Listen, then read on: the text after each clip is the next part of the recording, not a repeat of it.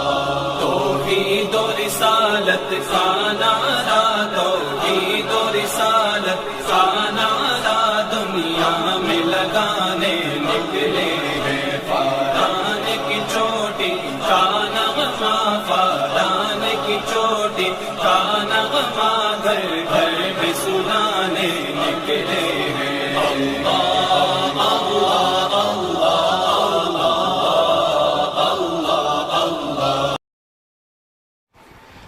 ایک کتاب میں آپ کے سامنے دکھا رہا ہوں، بڑی عظیم اور بڑی مشہور و معروف کتاب ہے یہ، اپنے وقت کے جلیل القدر امام گزرے ہیں، امام تقی الدین سبکی۔ یہ ایک بڑی ضخیم انہوں نے کتاب لکھی، اس کا نام ہے شفاء السقام، عربی زبان میں ہے، اس کا صفحہ نمبر 185 ہے۔ اور پھر یہ حدیث بہت ساری کتابوں میں آئی ہے، اس کے بہت سارے حوالے، کثیر حوالے، اس کے حوالے اس کا متن میں پڑھ رہا ہوں، اس لیے کتاب آپ کے سامنے دکھا رہا ہوں۔ امام تقی الدین سبکی رحمۃ اللہ تعالیٰ علیہ شفاء السقام صفحہ نمبر 185 پہ حدیث نقل کرتے ہیں، کہتے ہیں عن ابی درداء رضی اللہ عنہ قال، حضرت ابو درداء رضی اللہ تعالیٰ عنہ کہتے ہیں ان بلالا رأى فی منامہ رسول اللہ صلی اللہ علیہ وسلم وهو یقول له، کہتے ہیں کہ حضرت بلال کے خواب میں رسول اللہ تشریف لائے۔ اس کا تھوڑا سا پس منظر سمجھ لیں، میں حدیث کا ایک آخری جملہ پڑھ رہا ہوں۔ حضور کے انتقال کے بعد، حضور کا وصال ہو گیا تو حضرت بلال مدینے سے ملک شام چلے گئے اور کہا کہ اب میں اس شہر مدینہ میں نہیں رہ سکتا، اس لیے کہ یہاں کے در و دیوار دیکھتا ہوں تو رسول اللہ کی یاد آتی ہے۔ تو انہوں نے شہر مدینہ کو چھوڑ دیا اور ملک شام چلے گئے۔ ابھی کچھ ہی عرصہ گزرا تھا کہ رسول اللہ حضرت بلال کے خواب میں تشریف لاتے ہیں ملک شام میں۔ تو حضرت ابو درداء روایت کرتے کہتے ہیں ان بلالا رأى فی منامہ رسول اللہ صلی اللہ علیہ وسلم وهو یقول له، کہ حضرت بلال کے خواب میں رسول اللہ تشریف لائے اور حضور نے بلال کو مخاطب کرتے ہوئے کہا ما هذه الجفوۃ یا بلال، اے بلال یہ کیسا ستم ہے، کیسی تکلیف ہے، کیسی جفا کر رہے ہو مجھ پر، مجھ سے دور ہو گئے، گویا ایک طرح سے تم مجھے تکلیف پہنچا رہے ہو، یہ کیسی جفا ہے۔ اما آنا لقا ان تزورنی یا بلال، اے بلال کیا وہ وقت نہیں آیا کہ تم مجھ سے ملاقات کرو۔ دیکھیں وہابی کہتے قبروں پہ جانا ہی شرک ہے اور حضور خود بلا رہے ہیں۔ یہ کہتے قبر پر ہی جانا حرام اور شرک ہے، اور حضور کیا کر رہے ہیں، خواب میں آ کر بشارت دے رہے، وقت نہیں آیا کہ تم مجھ سے ملاقات کرو، تو قبروں کا ڈھیر نہیں ہے وہاں، میں ہوں، مجھ سے ملاقات کرو، آؤ۔ اے بلال کیا وہ وقت نہیں آیا، اما آنا لقا ان تزورنی یا بلال، اے بلال کیا وہ وقت نہیں آیا کہ تم مجھ سے ملاقات کرو۔ جیسی یہ خواب دیکھا حضرت بلال نے تو حدیث کے الفاظ ہے کہ فانتبہا حزینا وجیلا خائفا، حضرت بلال رضی اللہ تعالیٰ عنہ غمگین صورت میں، غمگین حالت میں، بڑے غم اور دکھ کے ساتھ بیدار ہوئے، گھبرائے ہوئے بیدار ہوئے۔ اور اس کے بعد کیا کیا انہوں نے، جیسی بیدار ہوئے، گھبرائی ہوئی کیفیت تھی، غمگین کیفیت تھی ان کی، فرقیبا راحلتہ وقصد المدینہ، فوراً وہ سواری انہوں نے حاصل کی، سواری پہ سوار ہوئے اور مدینے کی طرف قصد کیا، مدینے کی طرف سفر شروع کر دیا۔ وہاں بھی کہتا ہے 3 مسجدوں کے علاوہ کہیں سفر کرنا جائز نہیں، یہ مسجد کا سفر نہیں ہو رہا ہے، خاص رسول اللہ کی قبر مبارک کی زیارت کے لیے سفر ہو رہا ہے، اور کرنے والا صحابی رسول ہے۔ حضرت بلال مدینے کی طرف روانہ ہو گئے۔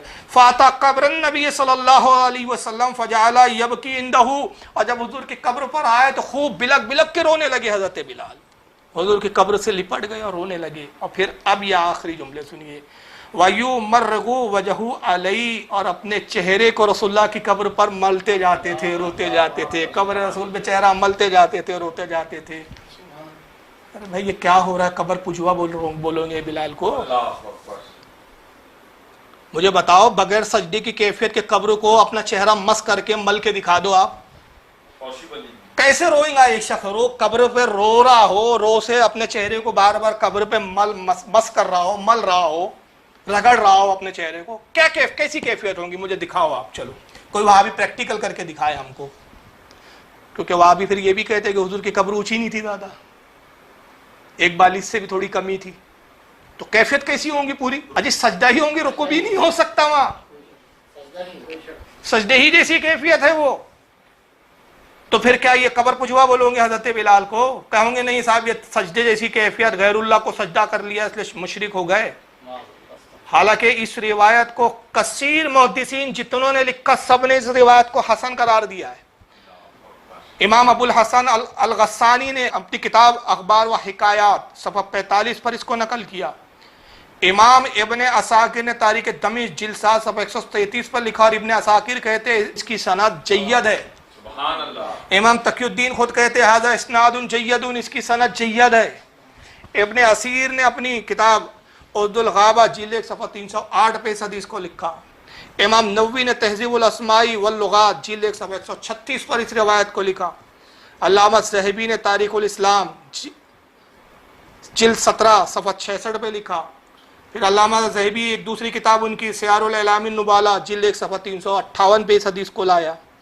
امام سخاوی رحمۃ اللہ علیہ نے اپنی کتاب التحفۃ اللطیفہ فی تاریخ المدینہ الشریفہ جلد 1 صفحہ 221 پہ لایا۔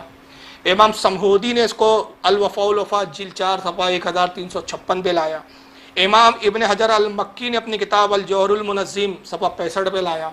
علامہ فیروز آبادی جو صاحب القاموس ہے، الصلاۃ والبشر صفحہ نمبر 154 پہ لایا۔